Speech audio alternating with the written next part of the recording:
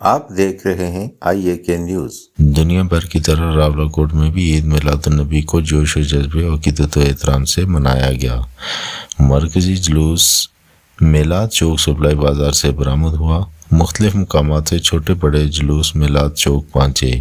جلوس کے آغاز میں پیر محمد حسین قادری قلندری کائناتی کا افتتاحی بیان ہوا۔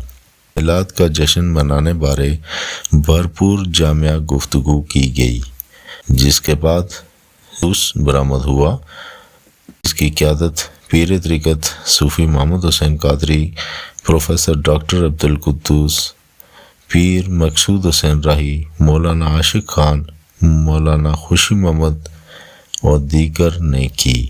جلوس کے ہمراہ عاشقان رسول نعتیہ کلام اور درود و سلام پیش کرتے رہے۔ جلوس اپنے روایتی راستوں سے ہوتا ہوا جامعہ محمدیہ میں اختتام پذیر ہوا۔ دیکھتے رہیے IAK نیوز۔